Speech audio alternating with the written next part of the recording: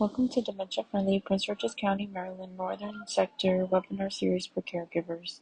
Today's topic is A Place for Dad, One Maryland Caregiver Struggle, presented by Natasha Shimon Gilmore, sponsored by Prince George's County Government and the Department of Family Services. Hi, thank you so much for having me. So I'm so excited to share the book and the reason why I wrote the book. And it does focus a little bit on dementia slash Alzheimer's, but it also talks a little bit about some of the other illnesses that I've experienced with the family. And so just to get into a little bit about my background, I am currently a singer part-time, and I'm currently also working a full-time job as an admin for a certified public accountant. The certified public accountant is now experiencing some illnesses as well, and so he has not been able to be into the office full time. I've written several books, I've written some poetry, and I've also been a contributing writer in the past. I've joined Toastmasters many times with different clubs to learn to speak better. And of course, you can see from my slide that I have some credits in management, bachelor's degree in communication. Have had a wonderful career, over 12 years of being a career coach. And so with that being said, I wanted to just express that back in the older days, I'm going to say maybe the 1950s up to the 1970s, people would say things like, the neighbor has gone crazy or the neighbor is senile. Coming to learn now in this century now that that was a form of dementia, and people didn't say dementia and Alzheimer's back in the day. But I really wanted to understand what was going on. And surprisingly, like I said, there are over 6.7 million Americans aged 65 and older that are living with dementia and Alzheimer's today. And as we look at that disease, you kind of wonder how it began, why it's here, why there's no cure, even though there's mention of medication. I'm not sure if that's working. I currently have a auntie that has experienced dementia. Now her family is totally in denial. They do not believe she has dementia, but as I mentioned before, she is on the borderline. She has been tested for that as well. Dementia and Alzheimer's, some people say somebody has Alzheimer's, and some people might say someone has dementia, when actually they're related diseases because they culminate together into the same memory loss. It's destroying the memory is what it's absolutely doing and making it be hard to have functioning abilities mentally. So I'm hoping that, by talking today that we'll understand that healthy habits of eating, healthy lifestyles, and healthy mindsets may contribute to preventing the illness and disease, but that's not a guarantee as well. Now, I wrote the book because in 2009, my dad had an experience where he lost his second wife unexpectedly. And I attended the funeral in North Carolina. I left that funeral going back home to Prince George's County, Maryland, with the understanding that my dad was okay, only to find out that the neighbors reportedly saw my dad lock himself out of his own home in North Carolina more than once. And that caused an alarm. They also noticed that my dad was wearing the same clothing day after day, week after week. And so I received a phone call that said, "Are you Mr. Brunson's daughter?" And I, replied, "Yes." And the person on the other end said, "We think you need to come to North Carolina. Your dad doesn't look well. We think something's wrong." And so I began the journey to visit my dad in 2009 up to 2010, just to see what the neighbors were talking about. And so with that being said, you probably have heard the expression, the sandwich generation. Well, that's referring to, the middle-aged adults, ages 40 to 50, that are caring for either uh, adults or family members and loved ones. Well, at the time that this happened to me and my family, I was already age 56. So I didn't consider myself to be part of the sandwich generation, but of course I was in that generation as well. So when I went to North Carolina, My dad looked fine. And I said, well, dad looks fine. I don't see anything wrong with him. And he would smile. We would have great conversations. We would eat food together. And I didn't see anything that the neighbor pointed out. But when I returned back to Maryland, I received another phone call. And again, the neighbor said, you need to come back to North Carolina. There's something wrong with your dad. And then I said, no, my dad looks great. He looks awesome. He's handsome. I don't see anything wrong.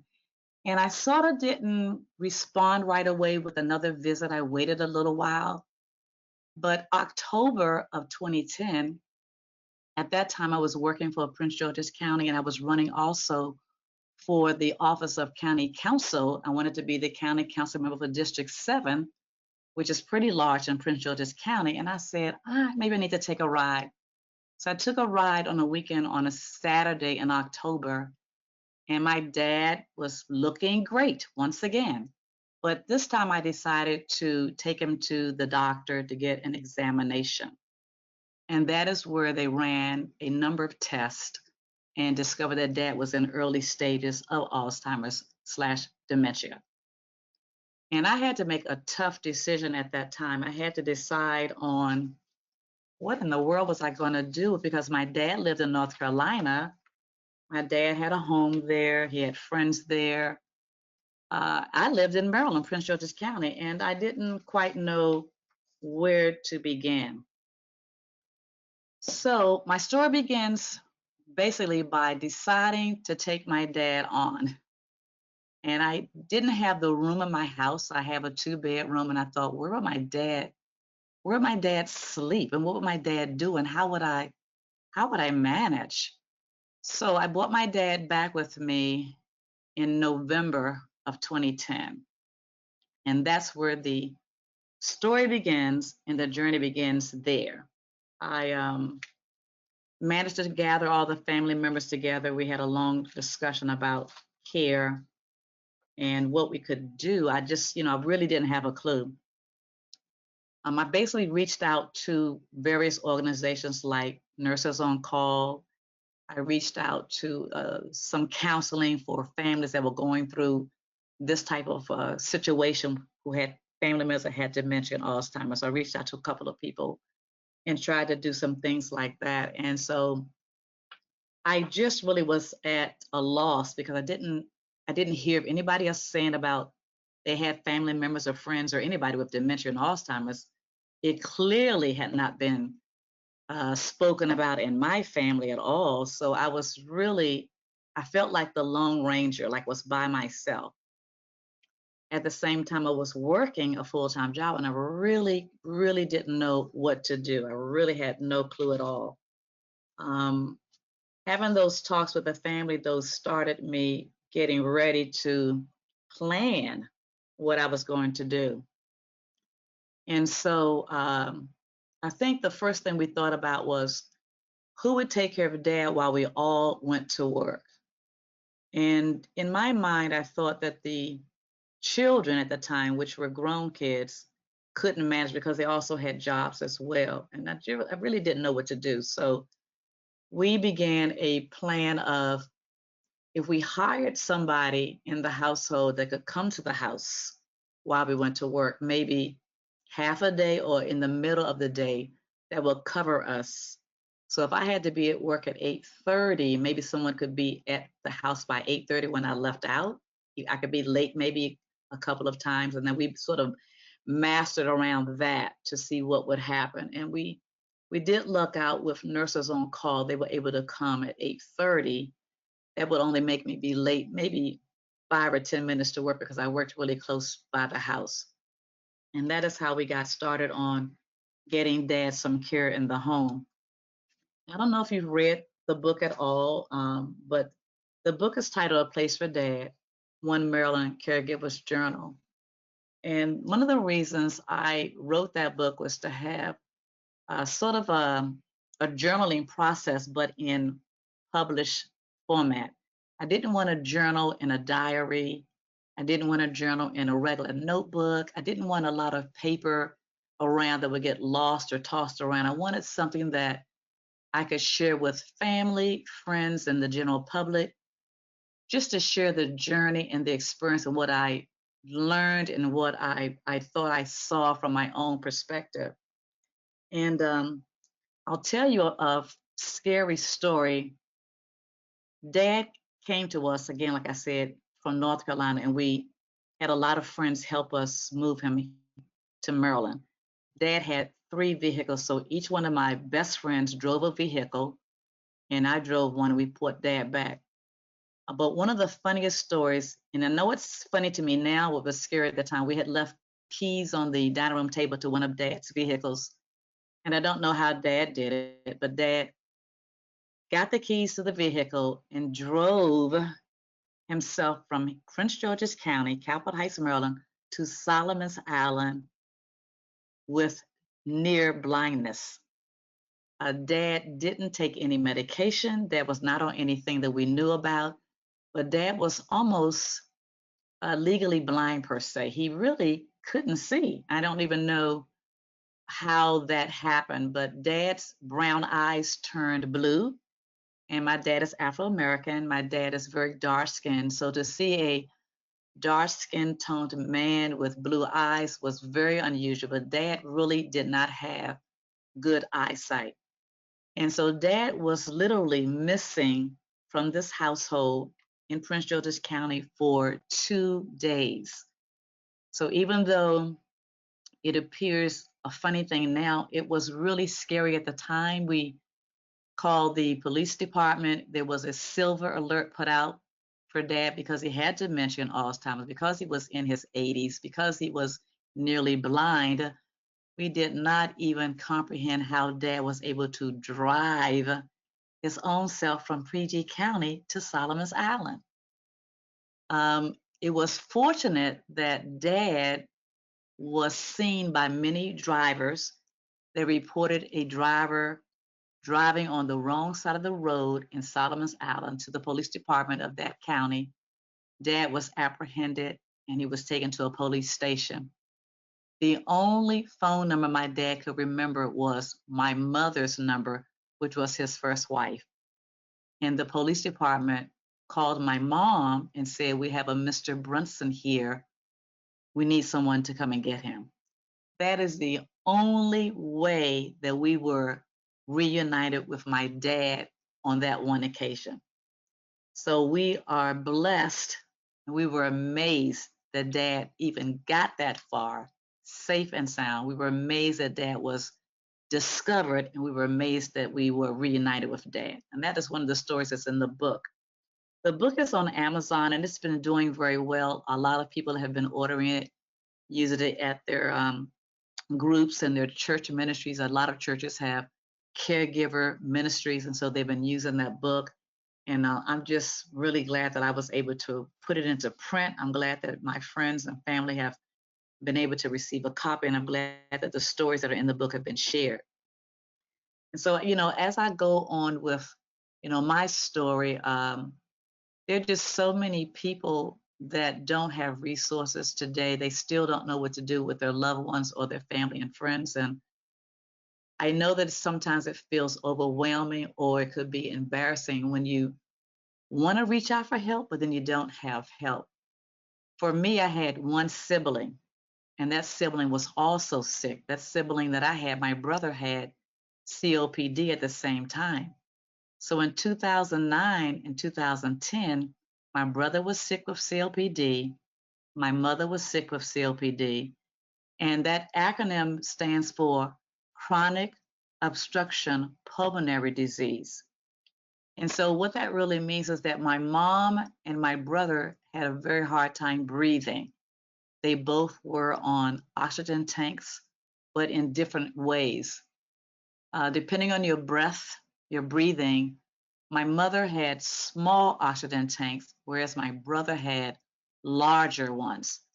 And they both were dependent on breathing on those oxygen tanks 24 hours a day. Now, mind you, with the breathing, they both were smokers. And that's not to say that because someone's smoking, that they're going to become problematic with breathing problems. That's not true. But my brother and mother both smoked as early as the age of 12 in their lifetime. And they continued to smoke until they were diagnosed with COPD. So while I'm taking care of dad, I'm also taking care of mom and my brother. And that was really a struggle. But, I believe that I won't say that we can tolerate as much as we unexpect. That's not true. I think that everyone's not able to care for everybody. You can't do it. Everybody's not aware of that. Everybody can't do it. Everyone can't be a caregiver. Everyone can't be a home health aide. It takes a different kind of person to be able to do that. And so I don't fault anyone that puts their parents or their loved ones into rehab centers or assisted living or these particular nursing homes. I don't fault anybody because you can only do what you can do. I'm just going to put it that way. I, on the other hand, am very task oriented. I love organizing. So for me, it was a challenge to organize their medical lives and get them on point. And so I looked at it as a blessing to be here to be able to do that and a challenge as well. And so I took it on with a smile versus feeling overwhelmed or burdened. I didn't feel overwhelmed. I didn't feel burdened too much because I just put it in a different perspective. And so getting ready, with that family, with this surprise that here we have three loved ones that are ill. We've got dad with dementia and Alzheimer's. We have mom with COPD. We have the brother with COPD. I only had that one sibling. There were no sisters around. But I built a internal support system with my best friends. One of my best friends, Teresa, was able to help me with my family. She would come and watch them at different times to let me get a bath or a shower or go to the store or just to have some me time. I had another best friend named Valencia. She would come and watch my dad or do something for my mom or my brother to do the same thing, give me some bath time or me time. So I had these best friends in place that helped me out when I requested it. I didn't overwhelm them as well because they also have their own family lives to deal with. So I just built a force of people around me. I couldn't really depend on my cousins. And here in the DMV, that stands for District of Columbia, Maryland, and Virginia. I couldn't really depend on my cousins, and I don't know why that was. I want to say that they also were busy with their own family and their own lives. But again, I'm just so thankful to have had that support system with my best girlfriends. And they really, really helped me out a lot. I remember once I needed to take a bubble bath. I just wanted to sit and soak, and my best friend Teresa said, I'll be to your house in less than 30 minutes. You can take a bubble bath and I'll watch dad. I was just so happy and so blessed to have that in my life. So my next slide shows that even though I talked about 2009 and 2010, my unknown journey of this expectancy really began in 2003. And so I wanted to just quote that to me, life is for living, and that we're never really ready and prepared for the surprise. In 2003, I married a gentleman, and at that time at my wedding, my mom and brother were already ill. However, I had not noticed that. I didn't know that they were ill because they looked fine. Like I said, dad looked fine, and so did my family. And so that time that I got married in 2003, my family was already going through illnesses that I was unaware of. I don't know about your family, but my family is very, very secretive. They're very private and they're very proud. And so no one had said anything about how they were doing medically or health wise. So as the years progressed and time does fly by so fast, from 2003 to 2009, that is when I finally saw my brother struggling to breathe. I finally saw my mom struggling to breathe, and I was like, my family has some issues. And so when dad came on board in 2009 and 2010, that is when I really put all of the pieces of the puzzle together to understand that, hey, surprise, you've got some ill family members and you're going to be the one to take care of them. It was already a given. And so I began to think I need courage versus a challenge. This is going to be something that I'm going to have to pray for courage and pray for strength and pray for some guidance because, again, I didn't have any siblings other than my brother that I could talk to. I'd already gotten my best girlfriends involved with my family life, and that was so appreciative, but I really needed some courage to carry on. And so every day I was, oh my God, I was in prayer, like, oh, just give me courage and just help me do the right thing, do the best thing that I can do.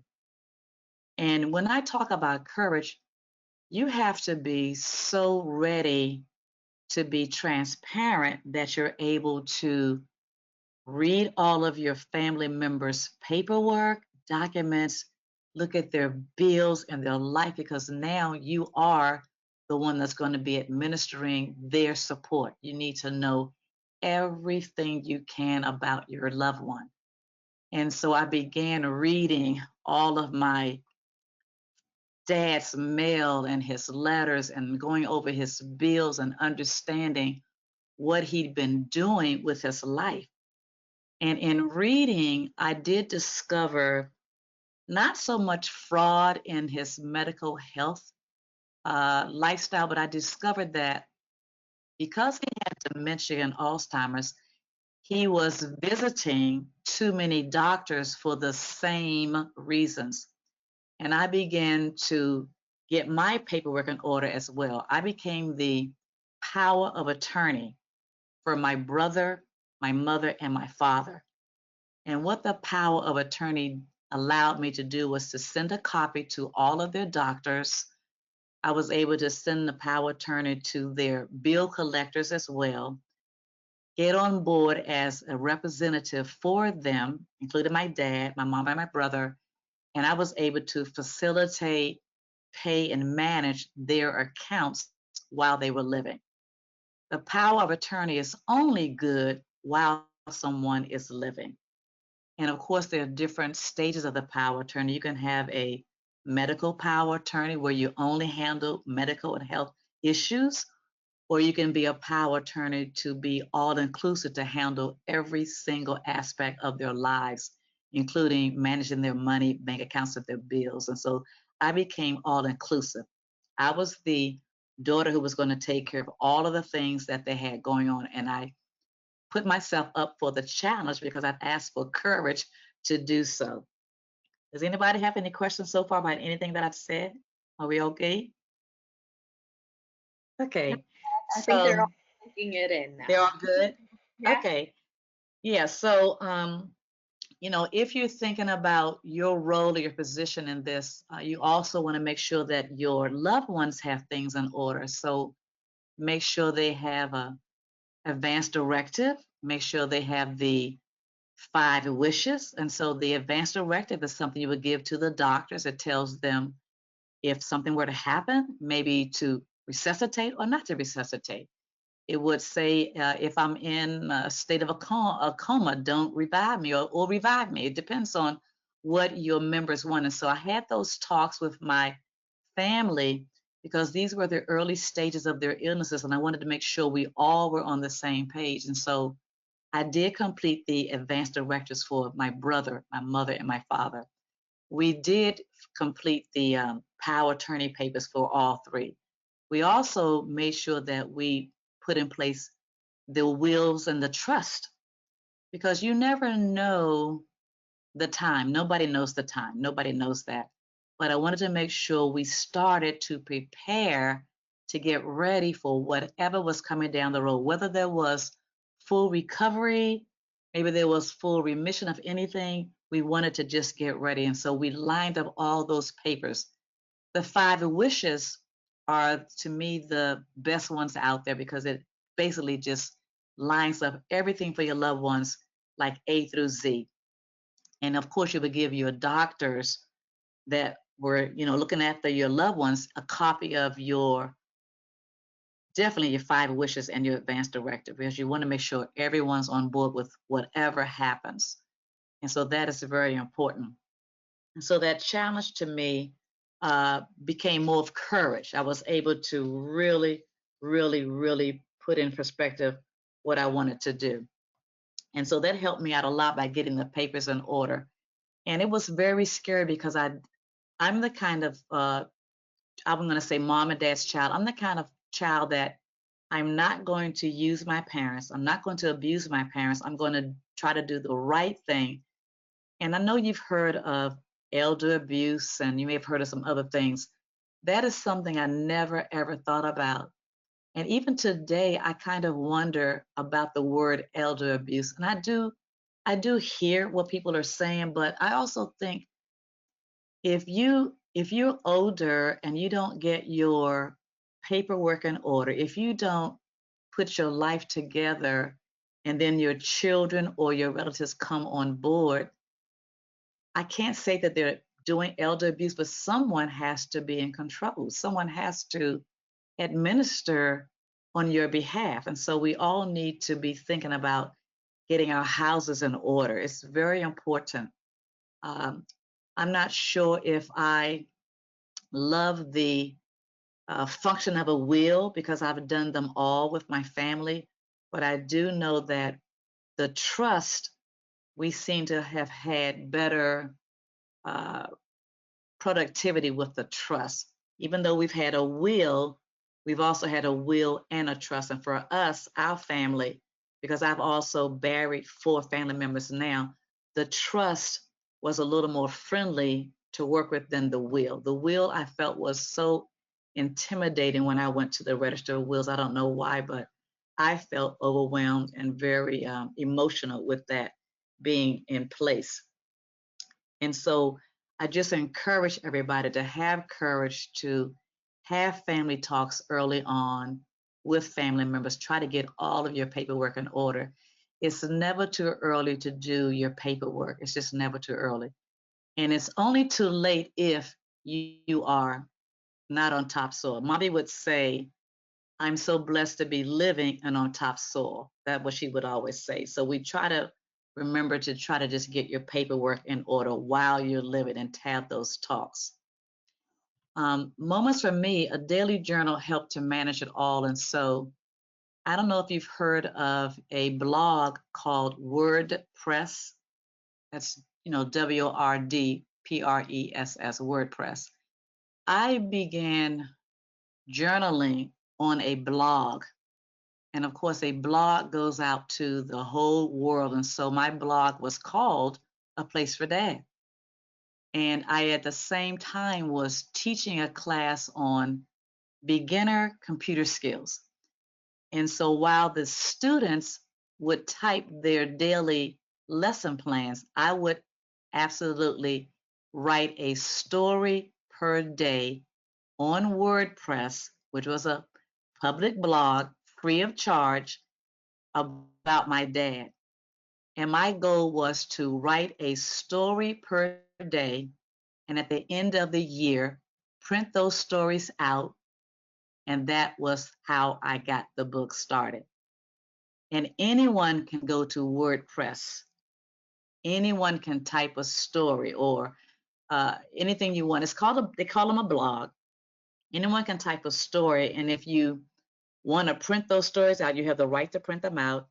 And then you, as being the author, because you wrote that, you do have a right to publish that. And that is what I did with A Place for Dad, One Maryland Caregiver's Journal. Every single day, I wrote down what I had experienced while caring for my dad. And I found that to be, it was basically, it helped me out. It was kind of therapeutic because I didn't want to go to see a counselor just yet. So the writing for me was therapeutic. I don't know if anyone has had an opportunity to purchase or read the book itself, but I just want to read you just a few things and I won't be long. So in the book on page 177, the book is titled Funny Moments with Dad. And that page was written on January the 4th, 2012. And one of the funnies was number 3. It says, funny number 3. I had asked Dad to get the mail from the mailbox. Dad went outside to the mailbox, came back in the house, and Dad said, there's no mail in the mailbox. I said, okay. Then I went outside to the mailbox right after Dad did, and the mailbox was full. That's dementia and Alzheimer's. One of the other funny things that I wrote, funny number 4. I generally, uh, I'm generally the second person in the bathroom every morning around 7:15 a.m. I say good morning to my dad and remind him of the daily morning routine, which is, Dad, don't forget to wash your face. Every morning, Dad replies with the same thing. I already washed my face. But yet, when I look at Dad's washcloth, my dad's washcloth is completely dry. So that was one of the funnies that I wrote about Dad. And so I hope you'll get a chance to read the book. The book has some funnies in it. The book has some sad stuff in it, and the book has a lot of resources and storylines that I've been trying to share with everyone because having dementia, it has been an interesting journey because when a person does have dementia and Alzheimer's, they're in a whole nother world. I mean, totally in a world of their own. And so you might ask yourself, well, how do you manage with a person with dementia? So you have to sort of know your family member. My dad was a very he was a very serious person. If you said, Dad, can you give me a couple of dollars? Dad would give you $2. And so you say, Dad, and he said, well, you asked for a couple, and a couple is 2. And that's some of the things that my dad would do. So it was very to the point. And Dad taught us, whatever you want for, ask for it, but ask for it in real time. So if you want $20, ask for 20. If you want 10, ask for 10, but don't say something and you mean something else. And so I learned that from Dad, to make sure you always ask for the right thing. Now, our family loves animals. You know, I've had a rabbit, turtle, a bird, and a dog and a cat. And I just want to let you know that, pets and people, they know what's going on. And so our pet, her name was Sugar. She would sit at the door by my dad's bedroom. She knew something was wrong, and she basically was there to be Dad's babysitter. So we say Dad's dog sitter. And so your pets know what's going on. They know when you're ill, they know when you're feeling bad, they know when you're happy, and they basically take on the personality of their owners. And so we've always had animals around to add comfort. You know, they're good for when you want to pet them. They're good listeners. You know, they obey you. Ours do at least, and they're just loving. So we've always had pets around. Dad loved our dog. We had Sugar and we had Poochie, the little tiny dog. We've had a cat named Blackie. We've had so many animals in and out of the household over the years. I remember when I was a little girl, Dad, I had found the dog outside and I brought it home. My dad said, where'd you get that from? And I go, well, he was wandering, so I thought he might need a home. And so I named the dog Little Richard. I don't know why, but I just did. And Dad said, what's the dog's name? I said, Little Richard. And so my dad laughed. So we've always had a loving family with loving pets and animals in them. And I just, just wanted to share that with you. But they really do know what's going on, whether we know it or not. And the other thing that I thought about with our dementia and Alzheimer's, um, you cannot argue with an Alzheimer dementia person, and you shouldn't be angry with them because they're really in their own world. My dad had an obsession with making money, and my dad had 2 wallets on him. We don't know why he had the 2 wallets, and so I would clean his room. I would, help dad change his clothes every day, make sure it was clean and tidy. And my dad would always say, somebody stole my wallet. And I would say, no, Dad, your wallet is right there. And he would say, well, I don't see it. And I would say, Dad, here's your wallet. But he couldn't see because Dad had the impaired vision. But I would always place the wallet in his hand. Dad had a wallet in every back pocket, two wallets. Now, in the wallets, there was a couple of dollars, but another wallet had nothing in it. So one day I decided to purge his wallets. And I said, well, Dad only needs one wallet. He can't go to the store by himself. He can't drive a car. Can't really see, but I want to make sure he knows that his money's in his wallet. So I purged Dad's wallet. Well, Dad had a very bad habit of hiding his own items. And so one day when Dad took a shower and he came out of the bathroom, he says to me, someone stole my wallet. And I said, no, Dad, no one stole your wallet. We all work a job. We all have our own income. We don't need your money. And Dad said, yes, you guys stole my wallet. So I said, well, Dad, wait a minute. Let me look around the room for your wallet. Lo and behold, Dad's wallet was hiding behind the toilet stool in the bathroom. And I said, Lord Jesus, help me. Dad is hiding stuff from himself. He really can't see, but it's right here. So I said, Dad, I found your wallet. I'm going to put it in your hand, and you're in good hands. And Dad said, oh, because I know y'all stole it. And so I just had to laugh. And I know that it's not funny, but in order to really make it through these times when you're trying to help your loved ones, you've got to have some humor in there as well. And Dad made so many funny statements. My dad was here, like I say, from 2009 until his passing.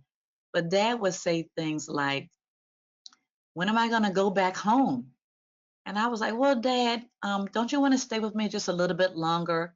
And so that was my method of helping him deal with his dementia. I would sort of play these games with him like, well, Dad, you're just visiting for a little while. And, well, Dad, you're going to go home tomorrow. Or, Dad, we're going to go on the weekend. I would say those things so he would get off of that subject in his mind and just focus on nothing but just being here. And then I might say, well, Dad, you're here to help me fix the garage. I would say, well, Dad, you're here to help me build a shed. I would do anything that I could that was positive, fun, and uplifting in the communication so that Dad would be okay. Because the minute that you begin to argue or say, well, you're here and you're never going home, that would cause a problem with a person that has dementia and Alzheimer's. So I always try to be lighthearted and happy and uplifting when talking to my dad. I always tried to do that. I just wanted him to understand that he was here to help me, but I knew Dad was here because he had dementia and that he needed the care, and I was his caregiver and I was his home health aide at the same time. On my next slide, I always say, Dad taught us this also. He said, nothing beats a failure but a try. So if you're going through something in your lifetime right now, whether it be family, a loved one, or whatever, I just want you to remember to breathe. You can do it. It's possible. It's tangible. And, again, with family matters, like I said before, my brother had COPD, my mom had COPD, and I'm mentioning my husband now because my husband was a workaholic at the time. He really couldn't help me out a lot, but he was still my husband. My husband was a hypochondriac. So anything that he thought that was on the news, he thought he had it. And so we had to laugh at my husband. It was humorous right then and there because again, we're dealing with mom and dad and brother with more serious things, but my husband was a hypochondriac. And then of course, dad had the dementia slash Alzheimer's. Now I had MTS. They call me Mother Teresa because I'm always trying to help other people. And so that was my sense of humor that allowed me to breathe and to think positive about what was going on in my life when dealing with my family because I had so much to think about, but I wanted to have some humor in there so that I could understand what my task was at hand. And so, again, with dementia and Alzheimer's, I have a friend that had a person, her loved one had dementia also, and she would say things like, well, I can't get him to take a bath, or I can't get him to eat food, or I notice that he leaves the house.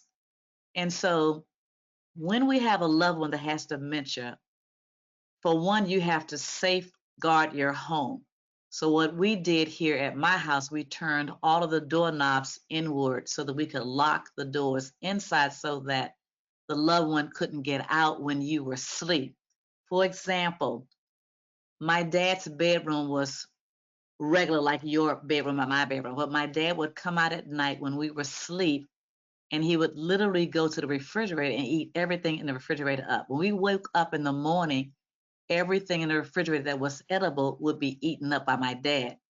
With dementia and Alzheimer's, the brain does not know you're eating. The brain is not telling you that you're full. And dad would say things like, I'm hungry. And we would say, well, Dad, you just ate. He would say, no, I didn't. We was like, Dad, yes, you just ate a wonderful meal. And we would tell him what he ate, and he would swear up and down he didn't eat. So we would laugh and say, well, Dad, how about a snack in about 30 minutes? And that would calm him down. He would go away and wait for that snack. It was very scary. Dad once came out of his bedroom at night while we're asleep, and Dad literally opened the door and went outside. We heard the door slam. So we learned that we're going to have to change all of the locks and turn them inward, lock the doors, and put sensors through the house to know when Dad was going to do something, when he would move about. And for us, that safety net helped us a lot because think about if you sleep at night, it's 2 in the morning, and your loved one with dementia or Alzheimer's was to walk out of the house and leave the house and you not know that. I'll tell you another story that isn't funny, but it sort of is. Dad walked out of the house one day while my son, who was a 17-year-old high school student, was watching him. Again, Dad looked fine, but we know that Dad has dementia and Alzheimer's. And so my dad walked out of the house. He walked to the corner where the Metro bus stop was, and my dad got on the Metro bus stop. Mind you, he had a little dollar in his pocket, which was his wallet. He paid the Metro fare. Dad entered the Metro bus and sat down. The Metro bus took its regular route. This would be the V14, which says on the outside of the bus, Penmar Shopping Center. Penmar Shopping Center is in Forestville, Maryland, which is not too far from the house. My dad rode the Metro bus the entire day up and down the route.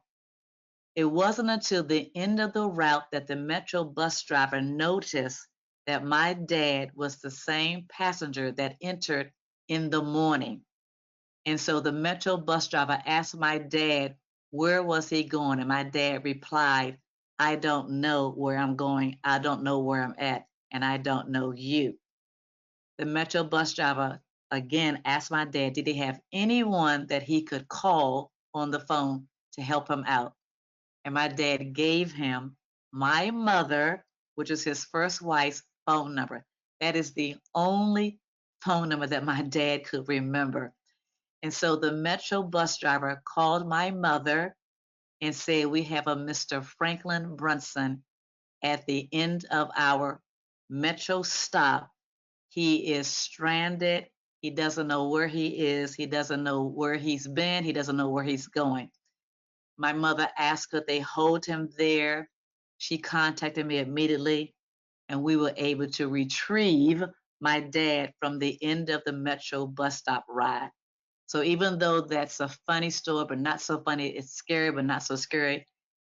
That's what a person with dementia could do if you don't secure the locks in your home, if you don't have someone watching them around the clock that knows what they're going to do. And that was one of the things that Dad did, which is so, it was funny, but not funny, and scary, but not scary. So that's one of the things that Dad did. And we call that an adventure that Dad had. The other thing that I remember that Dad had with dementia and Alzheimer's is that the memory again. There are different stages of Alzheimer's dementia. Dad had what they called cognitive memory loss. So, for example, Dad was sitting outside in a chair, relaxing in the shade. The neighbor came over and said, "Hello, Mr. Brunson, how are you doing?" and had a conversation with my father. The neighbor left. Then I came home from work to relieve the home FA that was in the house, of course, preparing meals for Dad.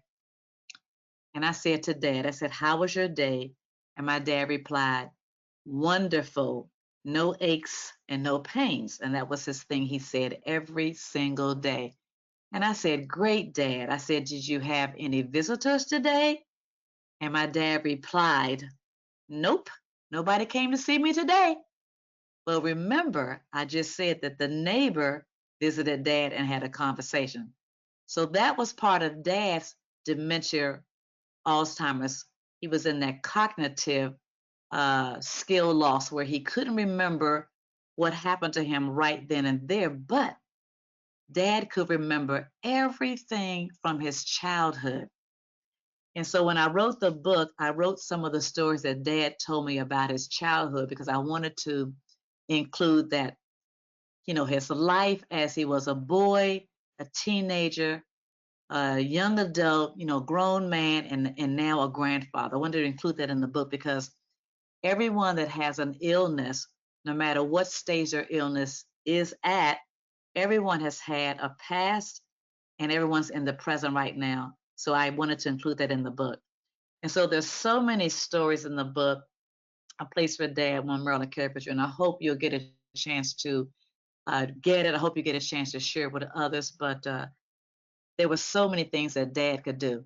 Now, again, with dementia and Alzheimer's, they can't tell you all the time what's wrong with them. And so, with my dad, when he became agitated, that was a sign that something also was wrong. And I had to be a great, great listener of body language.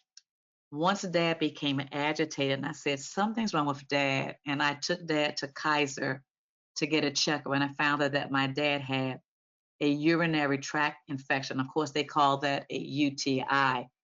And I honestly did not know that men, I didn't know this, I didn't know that men could get a UTI. I didn't know that. And what that meant is that Dad was holding his urine too long. He wasn't going to the bathroom as frequently as he should. With dementia and Alzheimer's, again, your mind is not telling you that you have to go to the bathroom. So you have to basically encourage a person with dementia and Alzheimer's to go to the bathroom. You need to encourage them to eat food, or you need to remind them that they've eaten. And so you're playing a memory reminder for them when they're in the stages of dementia and Alzheimer's as well. My dad had something called slipped bile, and what that meant was that Dad's bile would slip out of his rectum. And I don't know if that was because of straining to go to the bathroom or not, but as a daughter, as a caregiver, as a home of aid, I had to look at my dad's body. And for me as an adult woman, and that's my father, I felt very uncomfortable because I'd never seen Dad's body. I've only seen it in a bathing suit, swimming trunks per se, but I'd never seen Dad's body. And having the home of aid, whose profession is to see the body, take care of the body, wash the body, bathe the body, whatever. I had to do that as well on the weekends because that home of aid was not hired for the weekend. I had a home of aid that was only hired Monday through Friday. So when Dad had the slip bio condition, I literally had to wear surgical gloves and I would have to push the bile back up into the rectum on a daily basis. And so I learned how to medically do that correctly because I was the only person that could do that. Dad would let the home of aid do that for him, but I would do that for Dad. He allowed me to do that. So I got over my fear, got some courage, and I did that as a home health aide, as a caregiver for my dad at that time. And it was a eye opener, and I learned a lot. And I wouldn't wish that on anybody, but that was something that I did it as giving him care. And I'm so glad that I was able to do that for him. But like I said, with the stages of Alzheimer's dementia, there are so many things that we learn and that we see that we never ever expect or that we saw. My dad also had to wear depends. They called them sometimes consonants. And I didn't know that that word in consonants meant depends. And so I used to go to the CVS store or Rite Aid looking for in consonants, didn't know that it meant depends. And so buying depends, there's so many labels, so many brands, so many kinds, so many colors. And so I would try to get the ones that you would put on your loved one like a diaper. That didn't work for me because in order to get that on, the loved one has to lay down like a baby. And if you can think of a baby and putting a pamper on a baby, that didn't work where they had the little closures on your side. That didn't work for me. So then I found the depends that dad could pull on like regular briefs that men would wear. And those worked well. But I want to share with you a funny story about depends and briefs real quickly. For some reason, my dad would go to the bathroom in the middle of the night when we're all asleep. Every morning at 7:15, like I mentioned earlier, that I would get up to take my shower to get ready for work. My dad will have left his fully wet, fully used Depend sitting straight up on the toilet stool top. So, in other words, it was like, good morning, hello, here's a Depends for you. And so, my dad did that every day as long as he lived with me. My dad lived with me from 2009 until 2015. And so I got used to that. I couldn't argue, I couldn't complain, and I couldn't scold my dad. I couldn't chastise my dad. It was part of dad being in the dementia world. And I just embraced it. I removed it and I kept it moving. So I always told the home health aide that came on board what my dad did the night before or during the night, and they were able to fill in and take on the place. And I really want to give kudos to all home health aides. I want to give kudos to all caregivers. I want to give kudos to anybody that's taking care of their loved one, anybody that's trying to take care of a loved one. It is a task to reckon with. It is a challenge, but just continue to ask for courage. Read as many books as you can. Definitely take yourself and your family to counseling. We had counseling from various organizations. We just embraced everything that was out there for us because we definitely wanted the support. We definitely needed the resources, and we appreciate everything everyone is doing in the health and medical field when it comes to Alzheimer's and dementia. I just want to just thank everybody for their wonderful work that they're doing. And so, in closing my discussion here, from my house to yours, my brother passed away in 2013. My father passed away in 2015. My mother passed away in 2018. And my husband, God bless his soul, passed away in 2019. And so the book is a reminder that with love and understanding, we can try to do the best that we can, and we can only do the best that we can. No more and no less, but just try your best. And if you need help, seek help. If you can't do it, no one's going to blame you. No one's going to point the finger at you. It's okay.